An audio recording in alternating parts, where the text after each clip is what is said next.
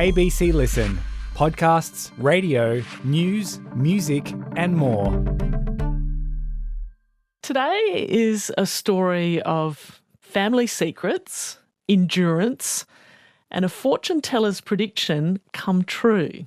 Actor Heather Mitchell's career on stage and screen has spanned more than 4 decades. Her most recent role as former US Supreme Court Judge Ruth Bader Ginsburg was hailed by one critic as one of the greatest solo performances on the Sydney stage in almost half a century. Heather is that good. On the screen, you've seen her in everything from Muriel's Wedding to Love Me. Off stage, Heather has navigated loss and twice survived cancer.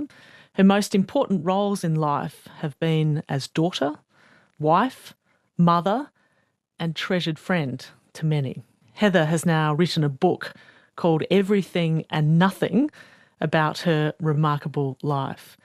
Heather, welcome to Conversations. Thank you so much. Heather, how did your mum and dad, Red and Shirley, first meet? My parents met in Shanghai the first time they met. My mother had flown over as a young girl of 19 after finishing school at Sydney Girls High. She got a course in shorthand and typing and then scored a job with Arthur Lowndes through the United Nations, and they went over there to do relief and rehabilitation work. So she flew over there, I think sort of against her parents, not against their wishes, but I think they were all rather nervous about her going.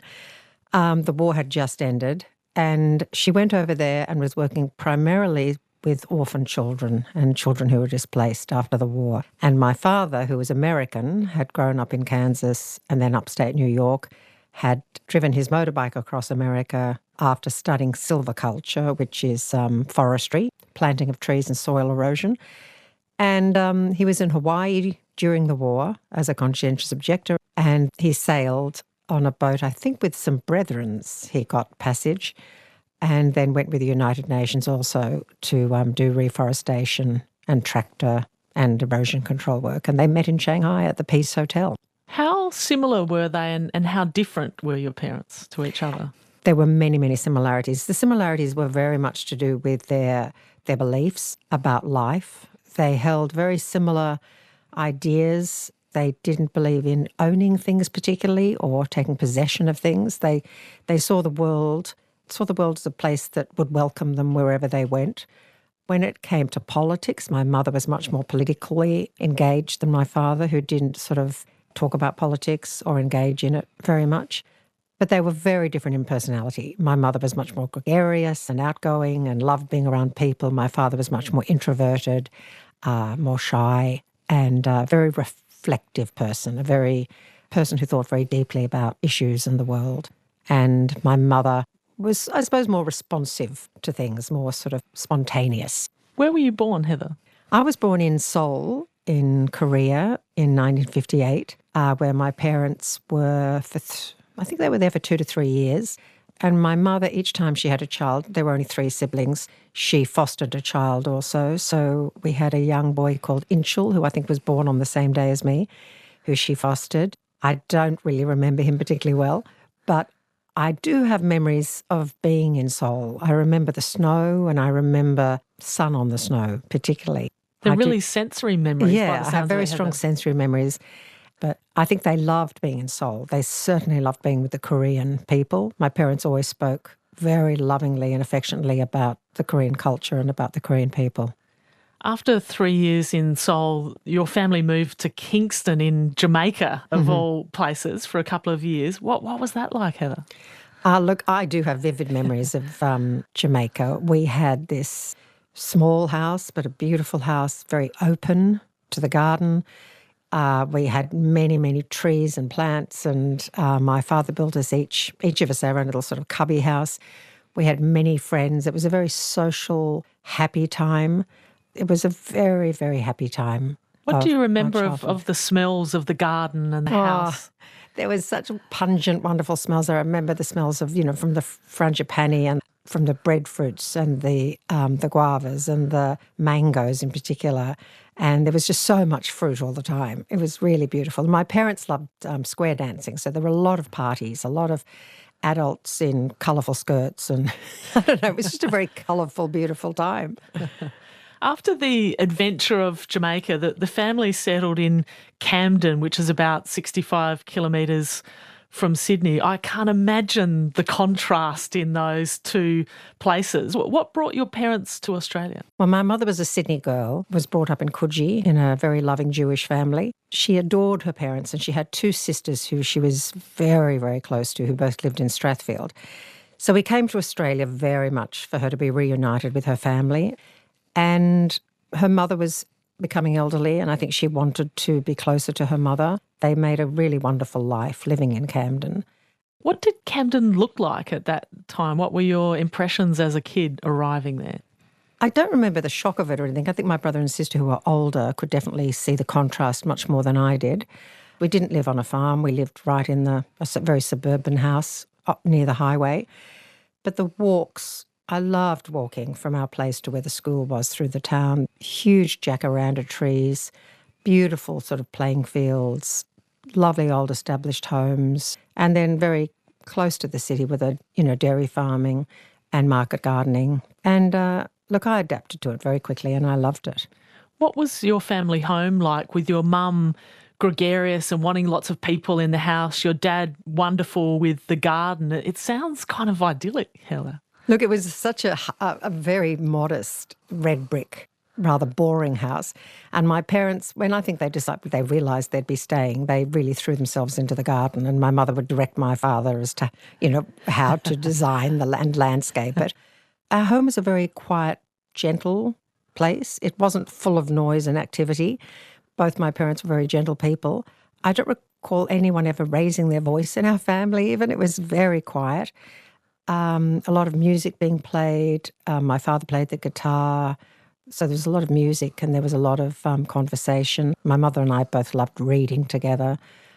She had a great love of poetry and literature. It's quite easy to romanticise one's past and only remember good things or only remember difficult things. But I have to say, whether I fabricated it or not, my memories are very vividly positive and happy memories of my childhood and of growing up. Heather, you've said that it felt to you like you'd met your mum in a previous life, that you already knew her, which is a really interesting perspective. What did you mean by that? It's interesting. I always felt I knew her, and I do have a memory my first real memory was of her face, and I do remember her face, and I really do think it was when I was a baby, like when I was very young. Not her whole face, just her looking at me. And I remember a feeling of absolute recognition. I can't think of another word to describe it except that I knew her. And I have always felt a deep connection with her, and I still do. You think back to that childhood time, you're talking about life at home. How were things for you at school? Look, I enjoyed school. I made good friends and I really loved my teachers. I didn't realise I was struggling at school because I think I enjoyed the social aspects of school so much. I didn't sort of realise that I was probably slipping behind academically. And it wasn't really until I think I realised to myself that I was pretending to be coping well and that I was also had been cheating quite a bit.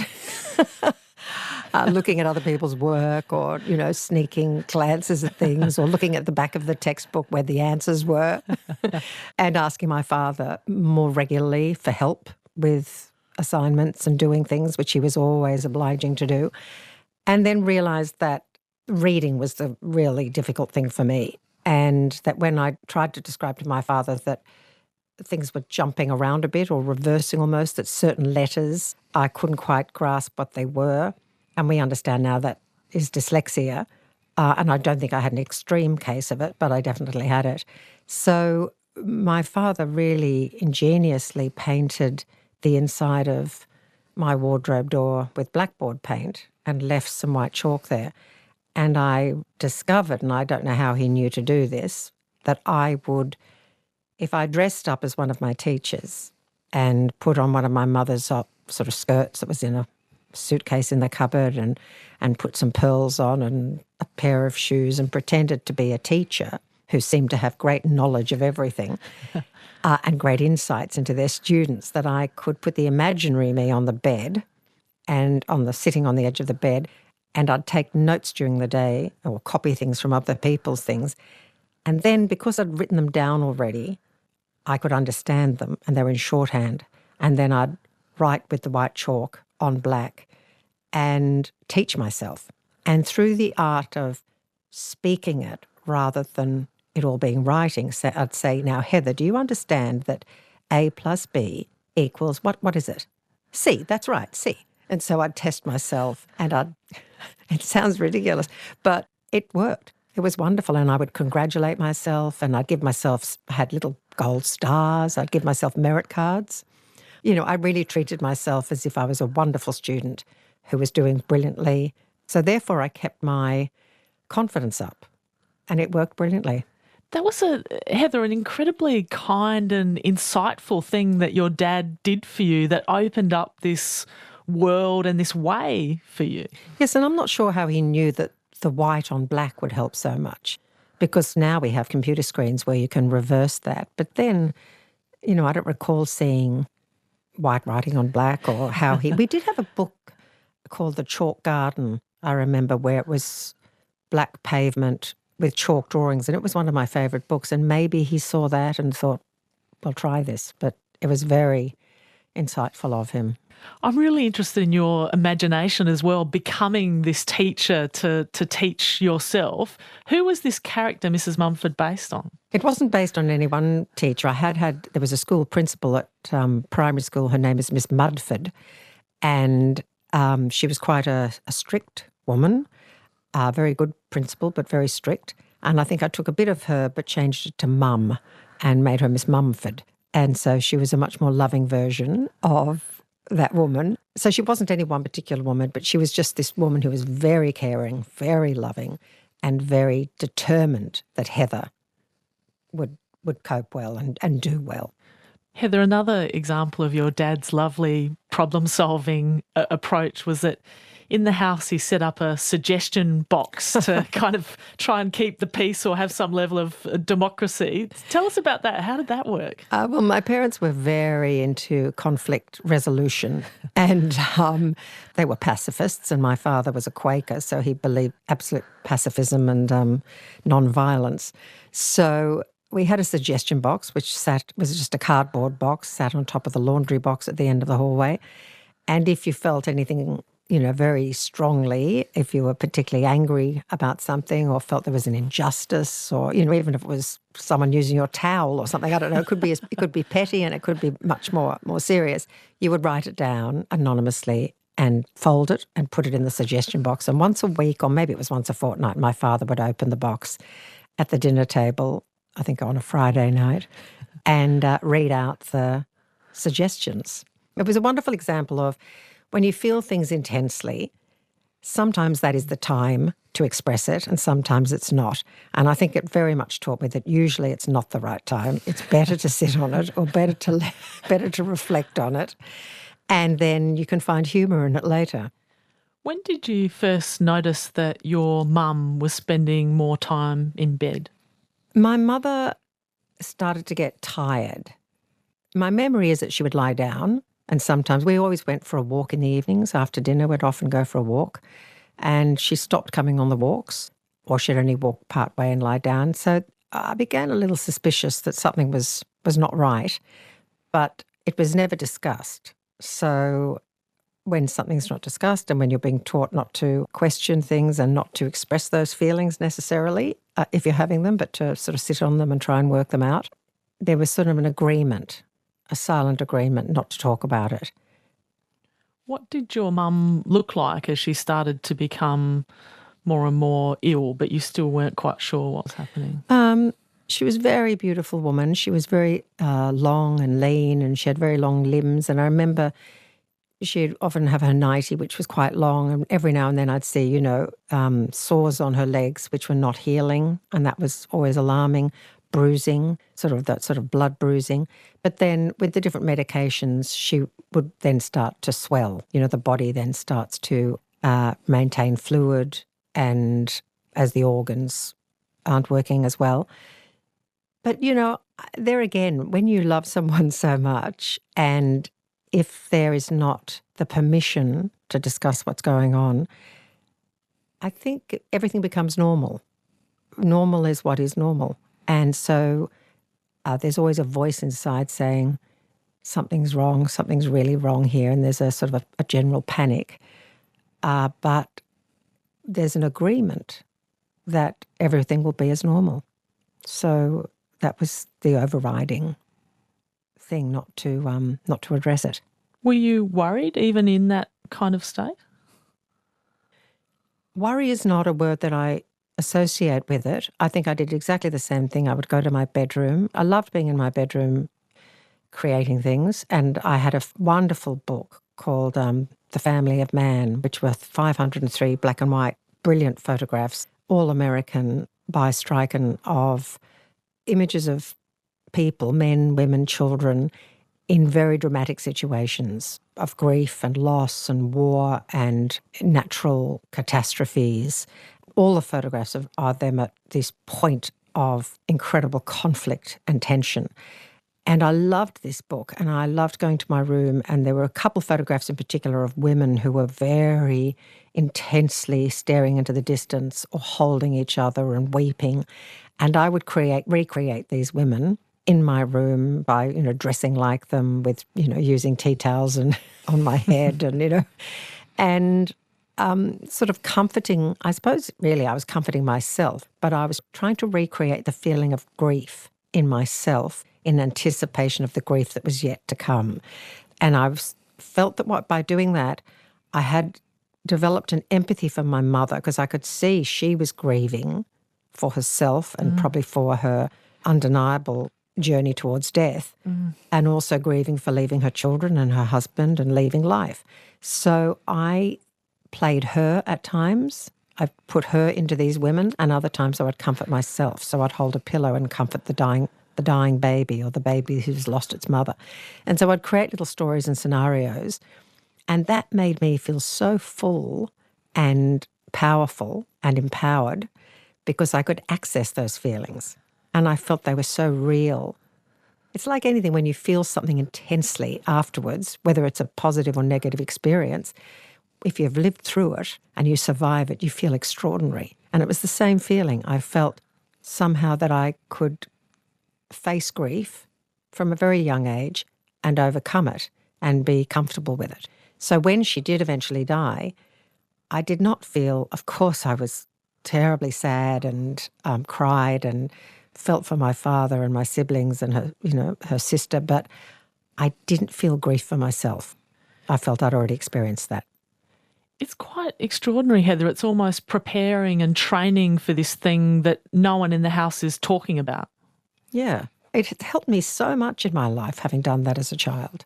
I didn't realise that's why I probably became an actor, was because of those early experiences. But clearly it is because I think I spent many years, once I became an actor, of moving away from that, of thinking of acting as something completely different, like a mask almost, or, taking on other things. And it's only now, really in my 60s, it's become very important to me.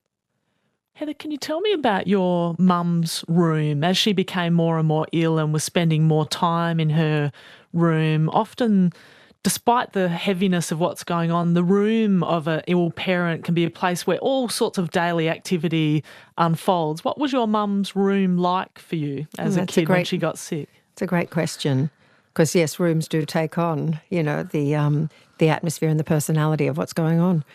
Her whole bedroom was mauve. My father painted it for her. I don't know why she wanted a mauve bedroom. I can't stand the colour mauve. But she had mauve walls and a mauve bedspread and mauve curtains.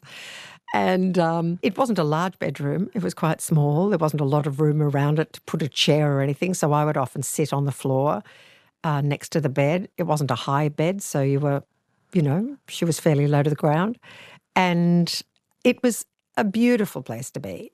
She rarely wanted people to come into the bedroom who were visitors. She'd always, no matter how unwell she was, she'd brush her hair, put on some lipstick and come through to the living room.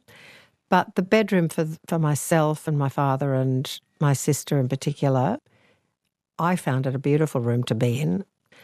So Heather, when you were about 11, you came home from school one day and you were getting ready for a debate at school and wanted to ask your mum some advice. What was the topic for that debate? The topic for the debate was ignorance is bliss. And I was to argue for the government, and I sat with Mum and we talked about different things. And then she said, okay, if someone who you loved knew they were dying, would you want them to tell you? And I had no idea that she was referring to her situation, because that very day she had come back from the city where she'd been told that she had leukemia and that it was terminal. And I was arguing hypothetically for the government and said, no, you wouldn't want to know. You wouldn't want them to tell you because it would change your relationship with them.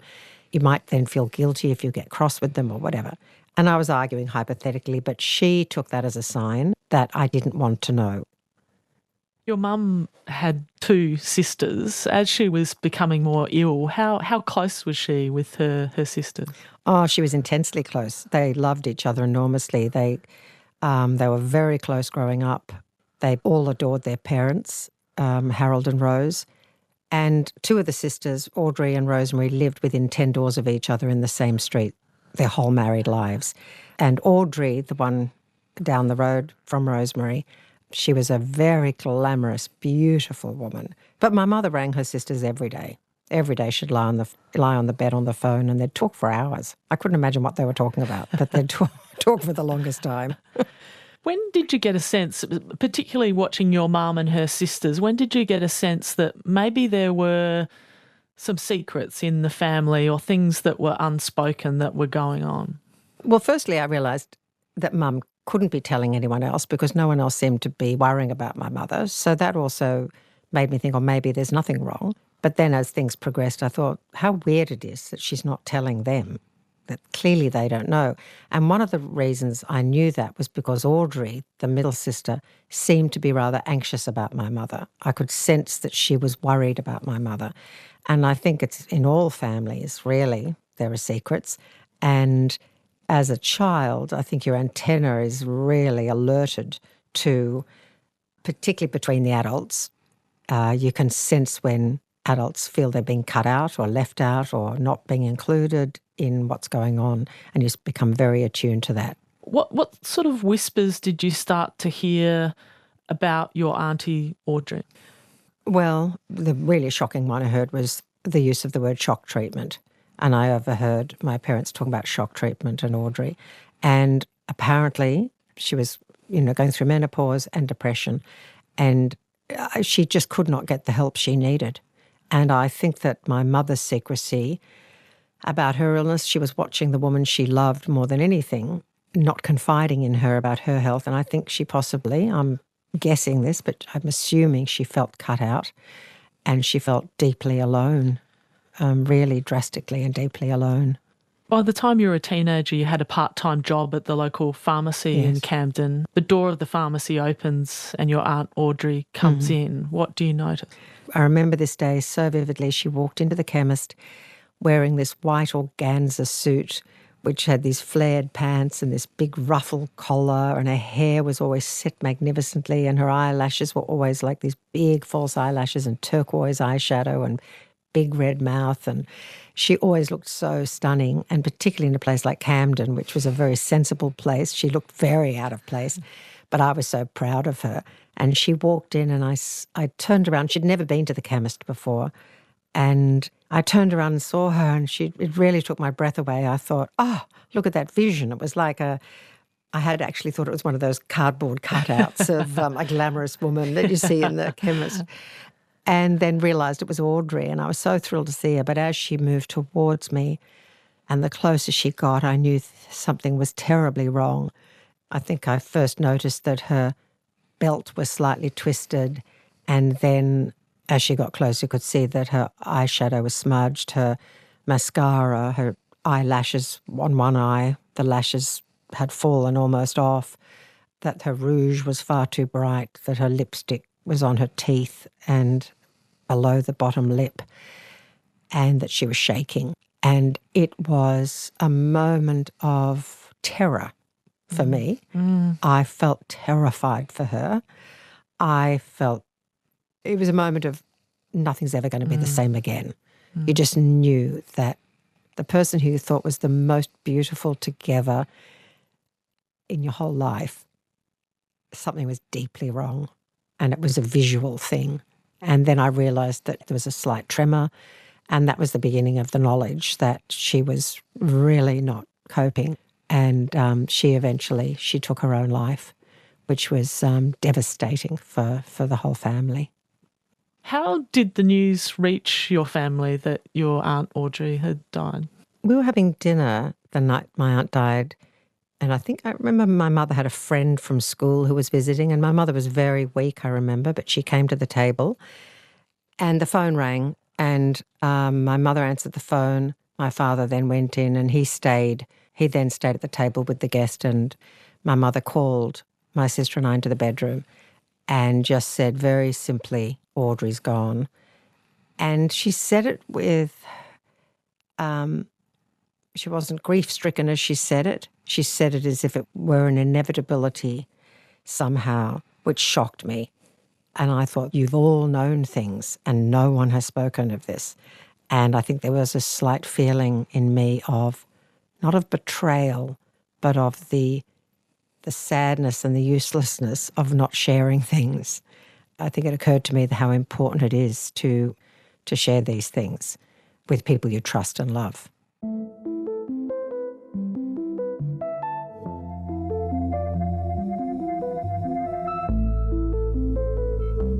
Broadcast. Podcast. This is Conversations with Sally Sarah. Find more conversations anytime on the ABC Listen app, or go to abc.net.au/conversations. Heather, I want to take you back to the day of your final HSC exam for geography. What happened when you went to say goodbye to your mum that morning? Look, I went in to say goodbye to Mum, and that was the time when you'd go and the school required you to study at home, and then you would go in just before the exam. And I'd done all my exams. This was my final one. I went into my mother's bedroom to say that I was going to stay home and study and go in later, and she said that she wanted me to go into school and study. She didn't want me to stay home, and she said it with great determination. So I thought, okay, I knew I wasn't going to go and leave because I could sense that her health was definitely failing. She was very ill. And I just had this feeling that I mustn't leave her. So there was a boy who lived across the road who was in my year at school, who I have to say I quite fancied. And we'd never spoken really. We didn't know each other well. But I walked over. He was smoking a cigarette on the fence, and asked him if I could come and study at his place, because his house looked directly across at our house, and I could keep an eye on our house and then go in and do the exam. I went into his bedroom. We were both studying. He put on a record and we were listening to the music, and I was sitting on the floor with him. And before I knew it, we were kissing. Then we were we were fully clothed in my, to the knee school uniform with jumper. It was winter time. But we were just began to roll around on the floor a little. It was my very first experience of, being even that intimate with anyone, and certainly with a man. And I remember pushing him away and standing up and seeing the window over his desk, which went straight across to the front of our place. And there was an ambulance out the front, and my mother was being wheeled on a gurney into the ambulance, and our neighbour was standing on the side of the street and she was crying. And I couldn't believe what I was looking at. And yet there was inevitability that this was going to happen. I knew somehow that's why I just knew she was doing something that day that I had to be there for. And as you do, you think very quickly. So many thoughts are going through your head at once. You don't know which direction to turn in. And you're thinking, I've got to do this, I've got to do that. And I just ran and found myself standing over her as she was being put into the ambulance. And she looked up at me. And the difficult thing was there was a look of disappointment on her face, a real disappointment that I was there. Why do you think, Heather? Why was she disappointed? I think that I was there. She didn't want me to see her like that. She'd kept this secret for so long and she'd done so well at it, and no one seemed to have ever brought it up. And somehow she must have felt, I've done it. And I don't know what she was thinking, that when she died, we would all just go, where did she go? I don't know. I don't think she thought that far ahead. Or she was just sort of, I think, so determined for no one to look at her self-pityingly or and that she'd somehow achieved it, that the look of disappointment I interpreted to be that she'd failed. The ambulance disappeared. It went to the local hospital, which was very close to our house, and I just ran to school. I did the exam. I came out, and one of my teachers, who our family was very close to, said, your mother's being taken to Sydney Hospital, hurry. And her husband was a doctor who had called her. And I ran towards the hospital, saw my father in the ambulance with her, and that was the last time I saw her. Heather, after your mum died, there was a letter from her that was placed on the end of the bed for you to read. What did that say? In the letter, she told me how much she loved me. She told me that I'd been a great joy of her life. And she told me that she had made the decision not to tell because of that assignment that I had, that debate topic, ignorance is bliss. And she also told me that she was intensely tired and that I should be happy for her to get rest. She'd put such care and thought into making sure that we had something of what she was thinking. And I still have that letter and treasure it, and yeah.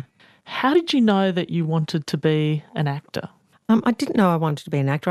I had no understanding that acting had a profession. You could have a career being an actor. I didn't understand that at all. I hadn't been exposed to actors. I didn't go to many theatre productions. So I think my understanding of acting was really originated through a girlfriend of mine who lived in Canberra, and she had got into NIDA as a stage manager, and she invited me to stay with her in Sydney. And I moved into a house with her and 3 other stage managers and a designer, and it was really wonderful. Like, that really opened my eyes up to the theatre. I want to fast forward, Heather, to your 29th birthday, and a friend of yours gives you a special present, a session with a clairvoyant, of all things. What does that clairvoyant tell you about who you're going to meet and what's going to happen? I met this beautiful woman. It was a birthday present to see this clairvoyant. She lived in a nursing home. She wasn't supposed to practice clairvoyance, so I had to pretend I was her granddaughter. So I arrived with cakes, and she was so happy. We had this funny little pretense going on. And initially she read some cards and looked at my palm and did some tea leaves or something, and she was so sweet, but said nothing of any significance to me, and I just thought, how charming. And I had a little tape recorder. She asked me to tape things, and then suddenly she said, that's it, time to do it. And I realised that was just a prelude to something more. I think I don't know what that was about. But I pressed my tape recorder, and she then went on to say the most succinct things that then within 48 hours came true. She told me that I was going to go on a trip, and it wasn't easy. It was going to be complicated, but I must do it, that I was going to be offered a job. She told me that I was going to meet a man and he would be broad shoulders, tapered at the waist. She said I was going to meet my guardian angel in life and it would make itself known to me. She said she didn't know if it'd be a human being or an animal, but it would make itself known to me, which I thought was strange wording. She told me that I was going to be surrounded by silver as far as the eye could see. And they were pretty much her words. And I played the tape to a few people afterwards and they couldn't believe it either. Anyway, I thanked her and I left, and I went home, and there was an answering machine, which we all had, with our messages on it. And my agent, Bill Shanahan, had left a message saying, call me immediately. You're wanted in Broken Hill.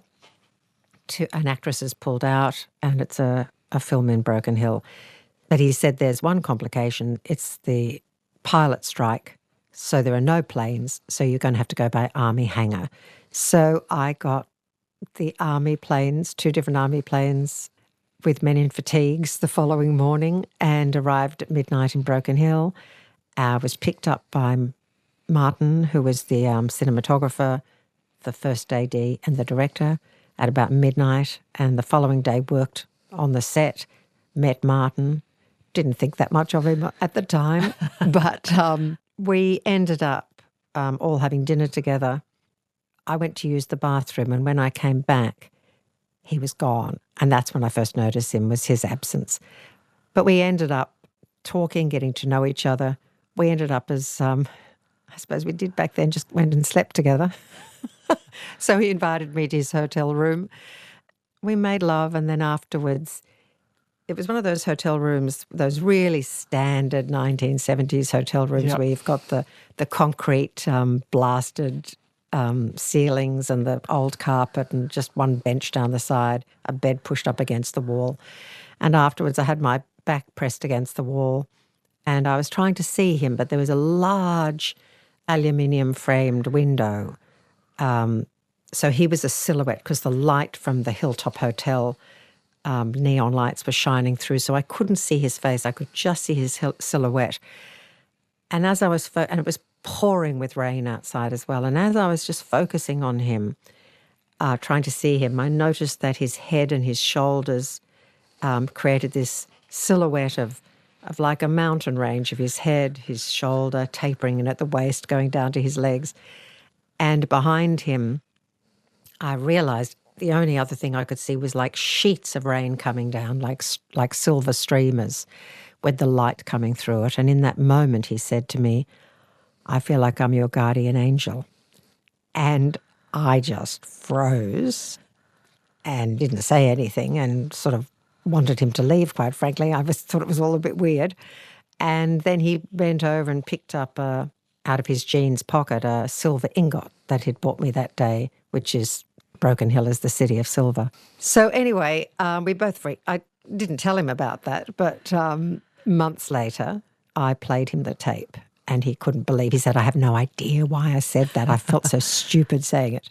So that was just one of those bizarre, extraordinary things that have happened. And I thanked her. I did contact her and I told her, and she wasn't remotely surprised. You eventually moved in with Martin, who's become your husband since. What do you think was going on in the back of your mind when he eventually proposed to you, given your experience with your mum and her illness?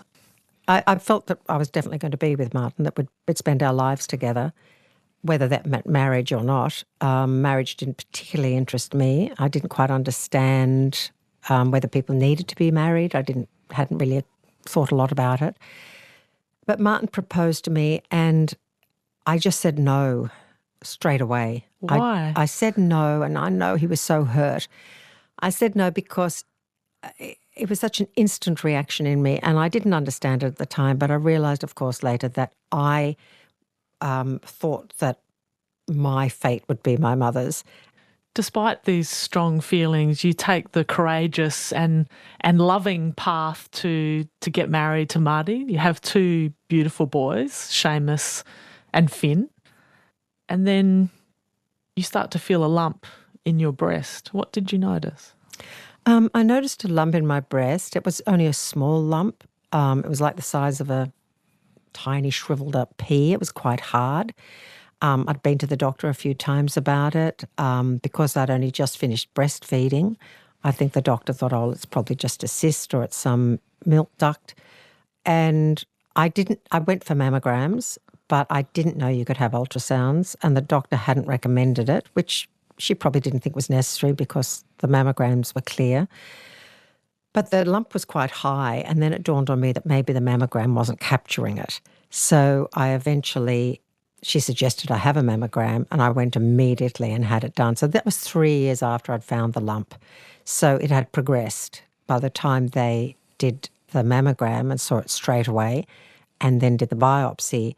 Then the cancer had progressed to the lymph nodes, which is where cancer, if it's not contained, the breast cancer, it will go towards your lymph nodes, and therefore the danger once it's in the auxiliary nodes is that it can travel to the rest of the body.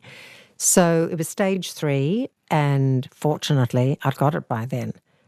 How did you take in this diagnosis when you were a young mum and all your thoughts back to your mum's situation?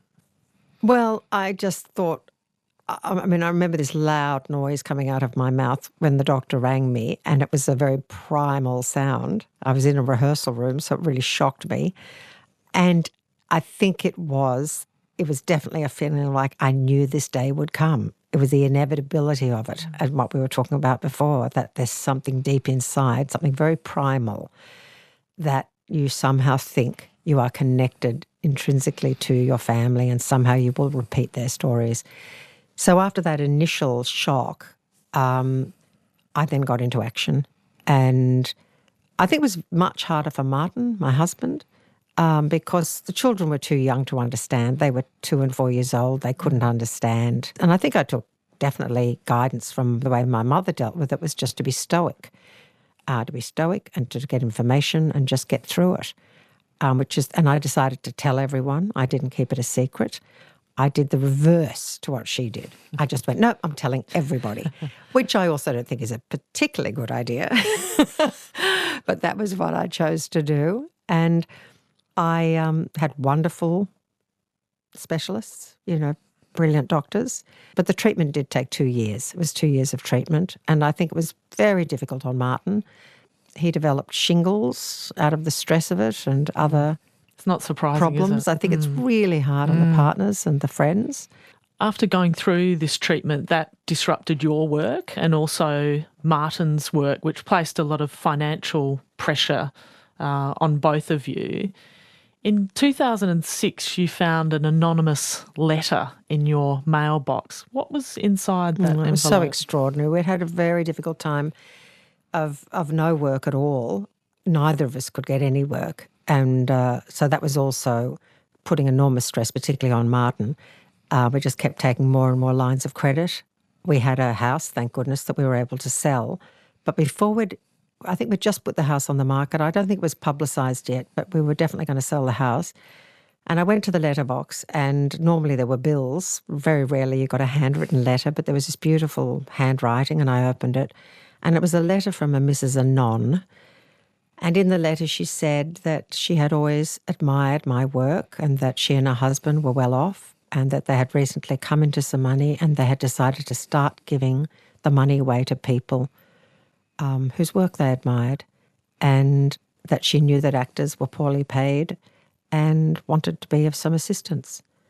It was a bank cheque for $30,000 from the city, and I rang the bank and I tried to find out who it was, and we put it in the drawer, and I asked 3 people who I knew had money who might have done this, and they all said no, wasn't me, and I believed them.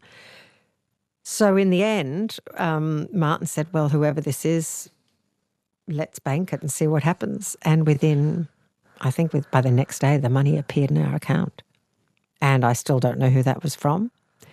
I've chosen to think it was a theatre lover, someone who'd been to the theatre and maybe had seen me, because only 2 weeks before I'd done a workshop.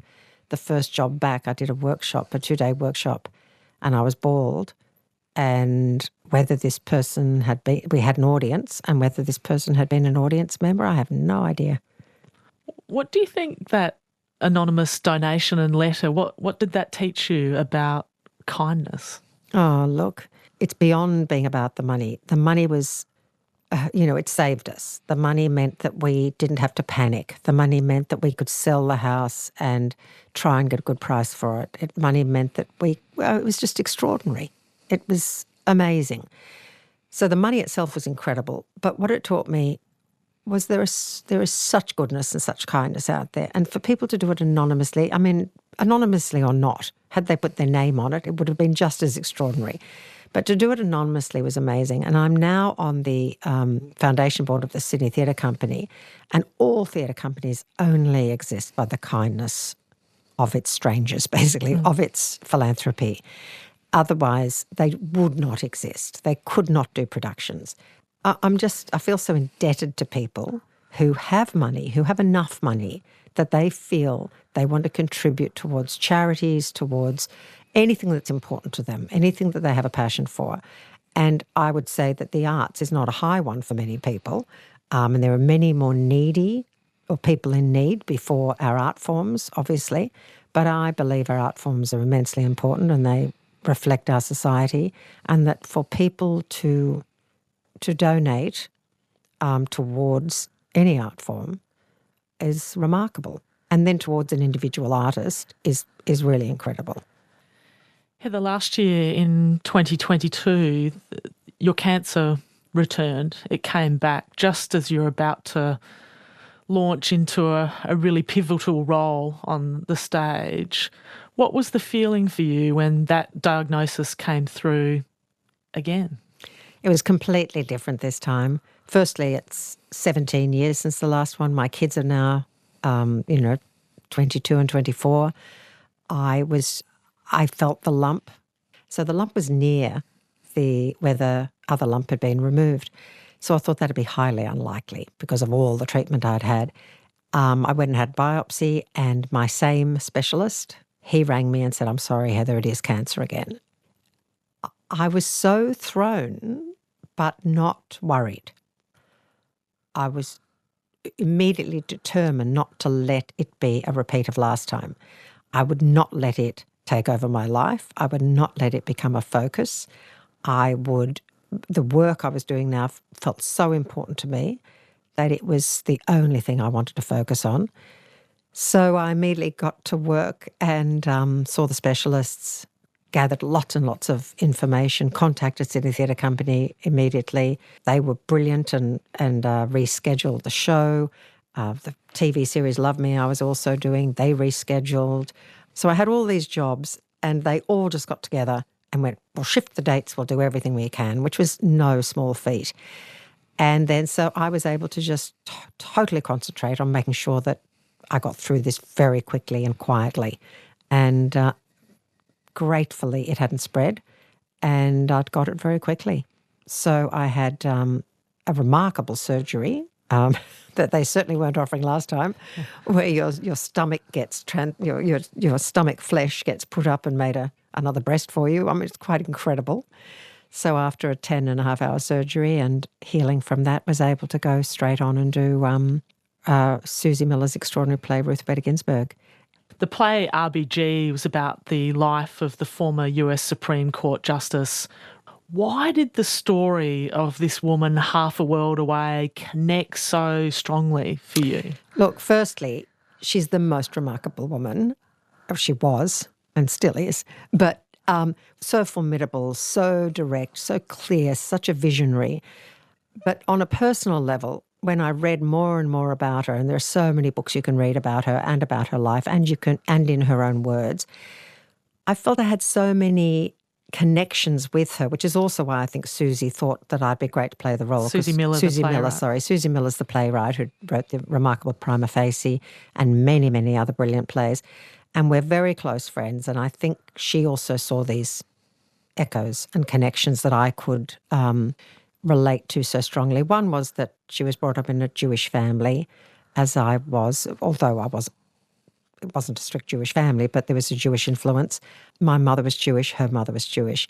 She adored her mother and was greatly influenced by her mother, as I was. She married a man called Marty, and I married a man called Marty. She lost her sister, developed meningitis and died when she was young. My son developed meningitis, thankfully did not die, but there was the connection of the meningitis. She had cancer 3 times in her life.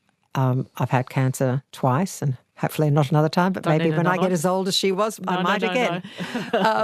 But she experienced herself, studying law, trying to get into law firms, discrimination, not only as a woman, but being Jewish as well. I have not experienced those things. However, nevertheless, there is definitely discrimination. And as I was growing up, I would say definitely women have not had the voice that they have now. So there were just so many things about her that resonated with me, but also, so on a personal level, I felt that I could understand what she went through in terms of the treatments she had, in terms of her love of her husband, in terms of her passion for her work, in terms of her commitment for wanting to represent women, in terms of her love of her mother and her family, and her love of the arts. And she had a deep love of opera. and music. And so I just felt, and her great feeling of fairness for people. So I just felt apart from wanting to represent her, apart from wanting to say her words and get her message across to people who may not know her story, I wanted to step inside of her emotional life, which was a real honour to do. This role of playing Ruth Bader Ginsburg, this is a one-woman show, so you had to learn around 11,500 words to play this role, which blows my mind. How do you think back to that little girl who was using the chalkboard in the wardrobe to teach herself, to then go on to become an actor later in life who can memorise and make sense of thousands and thousands of words? Well, this is where line learning is. I think people are always so interested in how do you learn all those lines? And it's not about reading words. For me, learning lines, if something is well written, a lot of it's, you've got to learn it, but so much of the work is done for you. So yes, I had to learn it, but so much of it is for me. I talk onto my phone often and listen back, but also once you've read, I read something a number of times before I would ever read it aloud, for instance. So I'm really, really, really familiar with it.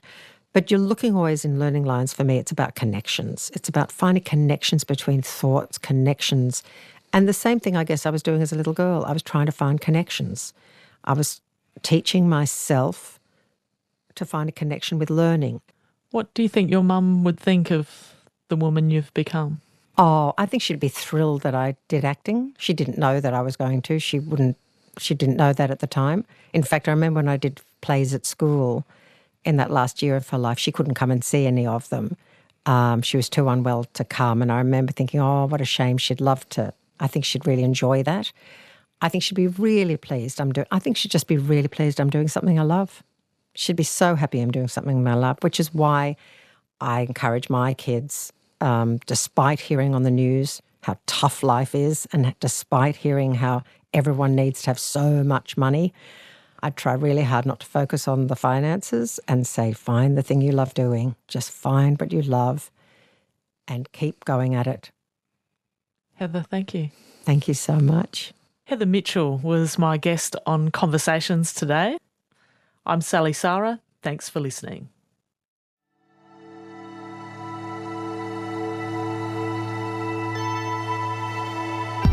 You've been listening to a podcast of Conversations. For more Conversations interviews, please go to the website abc.net.au/conversations.